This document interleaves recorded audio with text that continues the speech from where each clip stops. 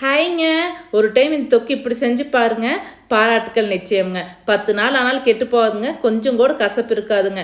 சுடுசாதத்து கூட போட்டு பெசன்னு சாப்பிட்டு பாருங்க. அம்புட்டு ருசியாக இருக்குங்க. என்ன தொக்குன்னு தான் பார்க்குறீங்க? சுண்டைக்காய் தொக்குங்க. சுண்டைக்காயில் பார்த்தீங்கன்னா ஊறப்பட்ட ஹெல்த் பெனிஃபிட்ஸ் இருக்குங்க. வயிறு சம்மந்தப்பட்ட அனைத்து பிரச்சனைகளுக்கும் அருமருந்துங்க. இதில் பார்த்தீங்கன்னா இரும்பு சத்து, நார் சத்துன்னு நிறைய சத்துக்கள் நிறைஞ்சிருக்குதுங்க. அப்பப்போ உணவில் சேர்த்திக்கோங்க.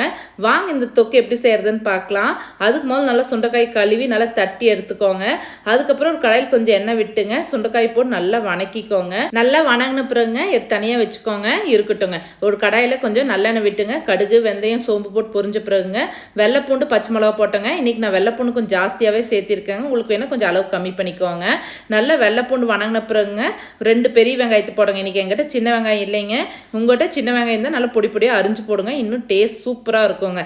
நல்லா பெரிய வெங்காயம் பார்த்தீங்கன்னா நல்லா கண்ணாடி பதத்துக்கு வணங்கின பிறகுங்க 2 தக்காளி பழத்தையும் போட்டுக்கோங்க. தக்காளி பழம் நல்லா குழஞ்சி வதங்கின பிறகுங்க அது கூட மசாலாலாம் சேர்த்திக்கலாங்க. மிளகாத்தூள், மஞ்சத்தூள், கொஞ்சம் கொத்தமல்லி தூளுங்க. எல்லாத்தையும் போட்டு நல்லா பரட்டி விட்டுட்டுங்க. எண்ணெயில் வணக்கி வச்சு இந்த சுண்டைக்காயை எடுத்து போட்டுங்க. கொஞ்சம் தண்ணி விட்டுக்கோங்க. நல்லா பார்த்தீங்கன்னா மசாலோட பச்சை வாசனை போன பிறகு சின்ன நெல்லிக்காய் சைஸ் புளியை கரைச்சி ஊற்றிக்கோங்க. நல்லா ஒன்று சேர்ந்து வரும்போது நல்லா தொக்கு பார்த்துக்கு வந்தவொடனே ஆஃப் பண்ணிக்கோங்க. கடைசியில் இறக்கும் போது கொஞ்சம் வெல்லம் போட்டுக்கோங்க. கொத்தமல்லி தலையை தூவிக்கோங்க. கண்டிப்பாக கொஞ்சோண்டு நல்லெண்ணெய் 2 ஸ்பூன் நல்லெண்ணெய் விட்டுக்கோங்க. அம்புட்டு ருசி